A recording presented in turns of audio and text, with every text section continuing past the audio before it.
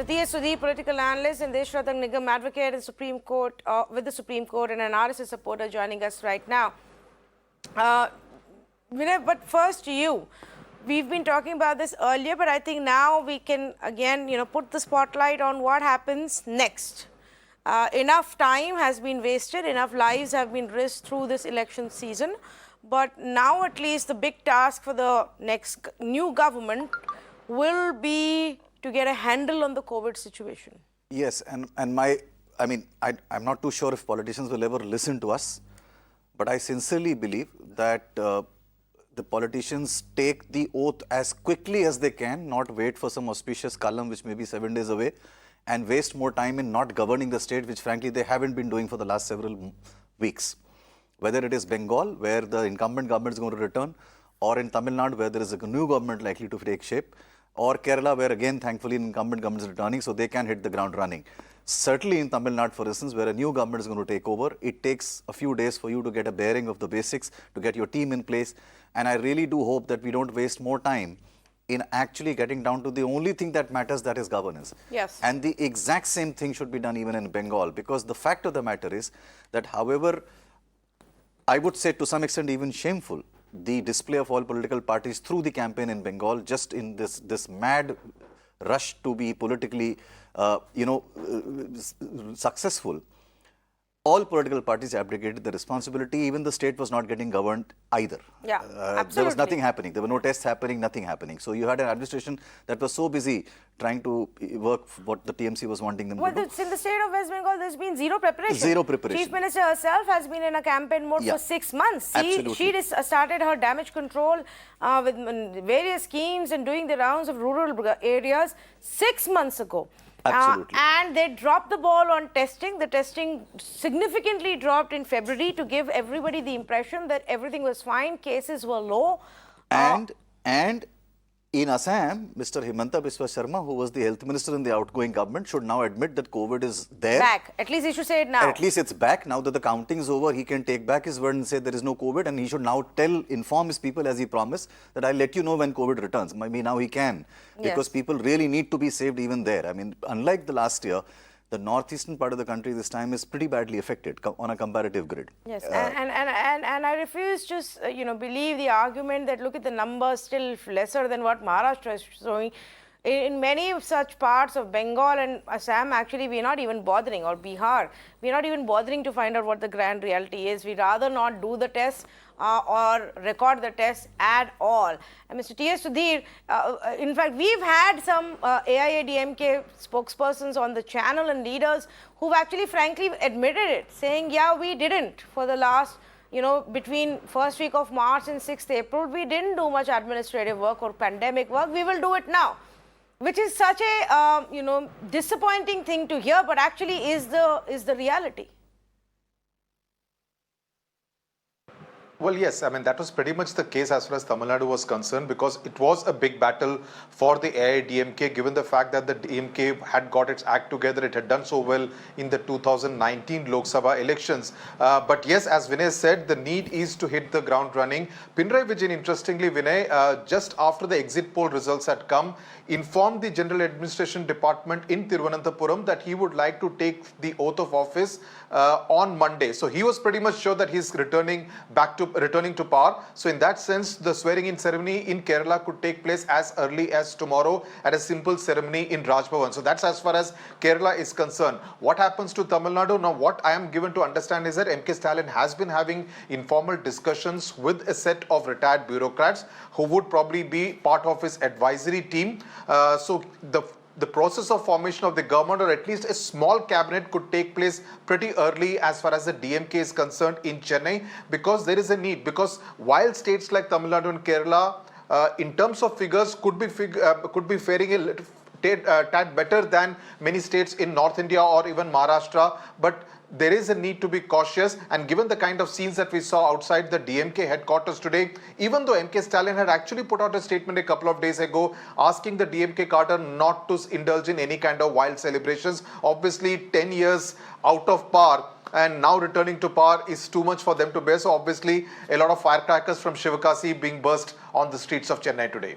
Yes, and I think some despite repeated warnings, this doesn't seem to have been too much impact. But of course, relatively still muted celebrations so far. Let's see how it pans out. Mr. Deshratan Nigam, to the conversation we were having about the big challenge, and because of elections, many officials abdicated the responsibilities, at least in the last 1.5 months.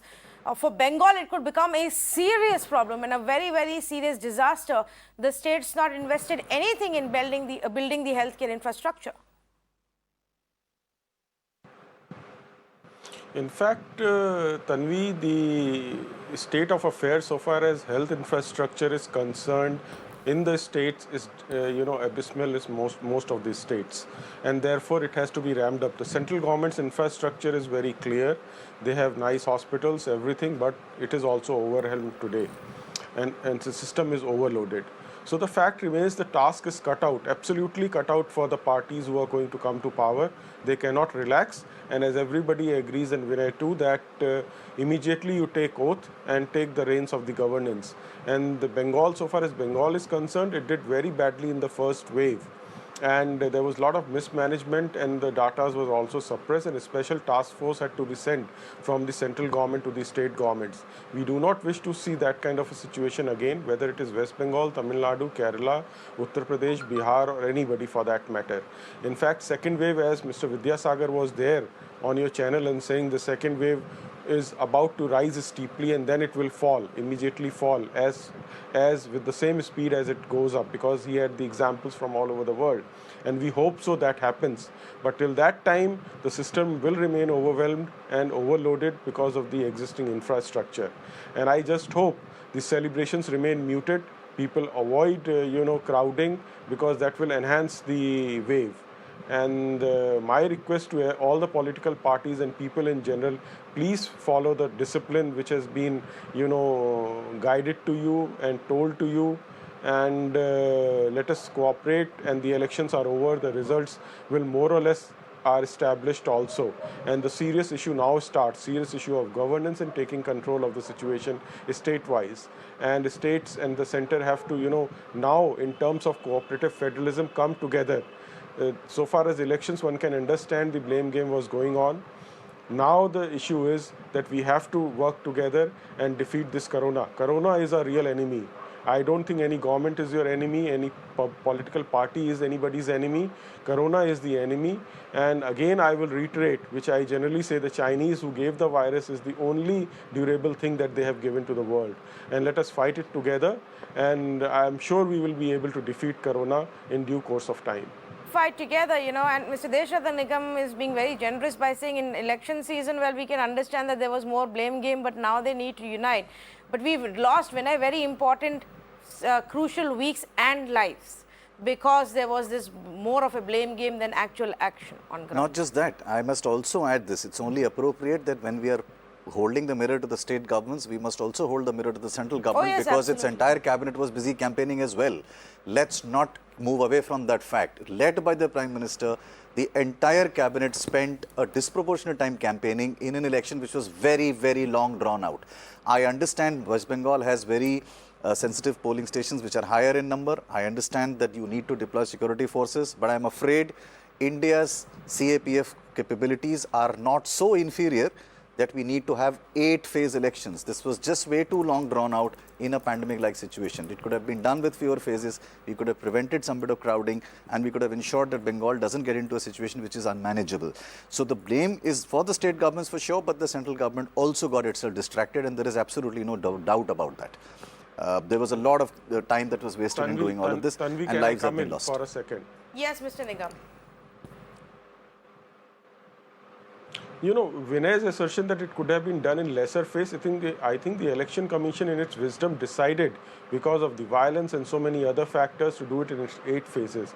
And we can't be blaming central government for that. No, not the central government. Decides I agree. And for all over India, I agree. How to do it and how. I am not blaming the central government. I agree therefore, with you. Election Commission in its own... So Election Commission decided, and with the past experience, earlier it was 7 phase. So now it is 8 phase. So there is a continuous and established trend for West Bengal. So one can imagine, I can understand the difficulties that we all are facing. We all have lost our loved and near and dear ones during this course of this pandemic.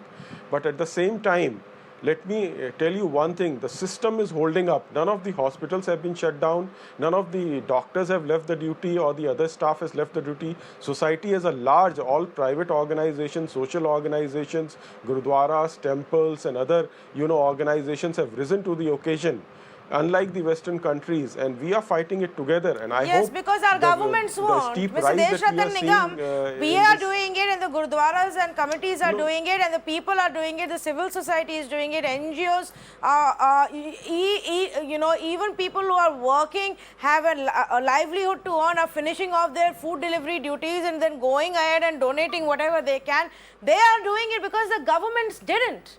So please, let's not give that credit to anybody else but the people. No. But the No, people. But Tanvi, whereas what is the Tanvi, point of Tanvi, having a Tanvi, government one thing. if they're only Let me interested tell in you. fighting elections? No, please, I want to make this point. And I think even the BJP needs to go back home. The Let me most also, senior most of Tanvi, the let me leaders also make need one to point. introspect Let me- whether this fight was worth it.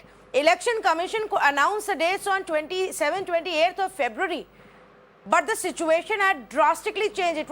It had turned 180 degrees on its head by end of March or first week of April. Could they not have collectively come together, taken a stand that we don't want this? We cannot risk the lives of thousands of people by continuing with the elections in these states. And how much more brazen can we get? Election Let me finishes on answer, 6th Tanvi. of April. We Let go in me- a let pseudo me lockdown answer. on 8th of April. Election phase finishes on let me 29th answer, of Tanvi. April. We announce restrictions on 30th of April. How much more blatant can we get, Mr. Nigam? Let me answer, Tanvi. To say that government has not done anything, that would be not the correct statement. Each government, whether the state, whatever the means they have, they are doing to the best of their ability. No, please don't say Yes, they're there doing to the There has best. been mismanagement. There cannot be. Please don't say they're doing to the best. To Just the- like I let will me- not let me make finish. a generic Please statement. don't No. interrupt. Just like Don't- I am not making a generic statement, Mr. Nigam, that the Please governments allow have me to not done finish. anything. Allow Please me don't to make another finish. generic statement. I'm not saying they haven't done Allow anything. me to finish. Allow me to finish. Go ahead.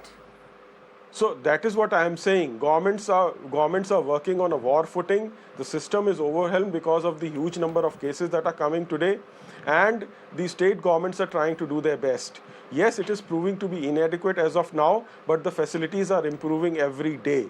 But the fact remains that the society as a whole, as again I said, has risen to the equation, to the situation along with the government. Governments are doing to the best. Yes, it is proving to some extent inadequate. Nobody can deny that. The system is overwhelmed, and I hope the steep rise will see a steep decline in near future as well. The system is overwhelmed, Sudhir, because we didn't prepare when we had the time. We ignored the scientists, we ignored the warnings. We were so busy building in a sentiment that we had won the war that we didn't take the last 5 months when cases were lesser to build. And it's the same even for the best of the cities in north or south. Absolutely. Irrespective of whether you are in an urban area or a rural area, the situation is pretty much the same. And given the fact that you don't have that kind of adequate medical facilities, healthcare facilities in rural areas, I fear that the situation is likely to get much more serious in many of the rural areas of the country. See, you cannot have a government of elections, bottom line. You cannot have a government which works in election mode most of the time. That cannot be the priority number one. Priority number one, especially in a situation like we are in today, has to be healthcare, has to be investment in health. Given the fact that we saw what happened last year. Last year, did we learn any lessons from the migrant worker crisis? Because it did not hit the upper middle class and the middle class, we just thought, okay, everything was okay. These thousands of workers walked from Hyderabad, Bangalore, Chennai, Mumbai back to their homes in Bihar, Jharkhand, UP and Bengal and Assam. down, everything was okay because it was not at our doorstep. Now that the coronavirus is at the doorstep, in fact, has entered the homes of the middle class and the upper middle class, we are all feeling it. And that's why you're seeing this outcry of emotion, this outrage that you see on all platforms of social media. And where are the people on social media appealing to for help? They're not appealing to the government. And that's really the tragedy of India today. They're not appealing to the government for help. They're appealing to NGOs. They're appealing to individuals. And that's where the problem of misgovernance lies. It's almost like the government has taken a holiday. It's almost like the government, whether it's a central government or various other state governments, have said that आजकल हम छुट्टी पर हैं, बाद में आना. It's like that kind of an attitude, but that बाद में आना is going to cost us very dear, because so many households now, so many families are now having a portrait with a garland on that. How are you going to answer that? It's all very easy to say that the peak will go and it will also come down very drastically. But by the time it comes, how many near and dear ones are we going to lose? Who is going to answer them? Who is going to wipe the tears of the kith and kin of those families? That's the big question today. And that is where I think we have failed miserably as a nation. It's not about X government or Y government. As a nation, we have failed because we failed to recognize the alarm bells which were ringing. We all thought it was all over. We have conquered Corona. Now it's a time to celebrate. And everyone was not following COVID appropriate behavior at all. And that's really the problem. The elections only accelerated the entire process. I just wanted to add one quick point to what Sudhir said, because he raises a very, very important point. And which point is this? Earlier in the day, we were showing a visual, and if our producers can fish that visual out again, it was a visual of an ambulance van in Bihar. Yeah. That visual is symbolic of how India always was and is in reality. The outcry and the whole concept of system collapse is happening because the virus does not respect your religion or your caste or your surname or your economic status. Yeah. It has entered middle class India, it has entered rich homes. Or your political party. Or the political party. It has entered the senior-most echelons. Bihar has lost its chief secretary to COVID. It has lost 3 other bureaucrats. It's lost a sitting judge to COVID. Virus doesn't distinguish between rich, poor, powerful, non-powerful. In Uttar Pradesh, there are MLAs after MLAs writing to the government saying, I need an ICU, please help me. My people are dying, please help me, and they're not getting any help. Today, Maneka Gandhi writes a letter. They're breaking the ranks and actually going in contrast to the government stand. Because the situation is so bad. Maneka Gandhi is writing a letter saying in Varun Gandhi's constituency, there were ventilators which I had sent, it's not being used. Now we are scared because we've realized that this is not a small town India problem. But I'm sorry, in Uttar Pradesh, Eastern India always has an encephalitis attack where hundreds of people die every year. The situation exists in other states also. There are epidemic outbreaks that happen. We talk about collapse of the health infrastructure and everybody forgets about it in a month. My point is, this issue this was an unusual situation. If there is anything that has come close to the need for an emergency in the country, and a health emergency, it is now. We are in the middle of a national health emergency. In such a situation, extraordinary measures are required, extraordinary decisions are required, and procedures and norms can be given the go by, just like this was done the last year when the pandemic first hit us. The Prime Minister rightly probably announced a lockdown with barely 4.5 or 5 hours notice because that was the need of the hour. There was no consultation that was done. Nobody was spoken to, nobody was asked. But it was done and it proved fine because obviously we needed to do it. We were not prepared for that pandemic. I mean, nobody knew how the virus will behave. So you needed that time. So it was probably the right decision. There are powers available to do it. Even elections can be postponed. When Rajiv Gandhi was assassinated, station postponed the elections for 3 weeks because the condition was not conducive to holding elections. My point is, there is always a way out. Indian law is, and Mr. Nigam is a very erudite and an accomplished lawyer. He knows that in India, law allows for any scenario if you really want to use it. The question is there a will to do it? And is there consensus in doing it? But that consensus must come from the leadership. That can't be built by people alone. Yes. And I think now is the time for the leadership to take that stand. And to take the decisions that have to be taken, even if you didn't think earlier there was time between the elections, but the elections are done, the numbers are out, people have decided who they want their next government to be, in whether it's in West Bengal or Assam, Tamil Nadu, Kerala or Puducherry. So those governments and those parties have their tasks cut out and they need to go into emergency war footing mode. They can't be wasting any time, like Vinay said, they can't be wasting any time for an opportune moment for the ceremony. They cannot waste any time haggling, negotiating, lobbying for who gets what and whose role is what. They need to get down to business right now at this moment. Thank you so much for joining us on this conversation.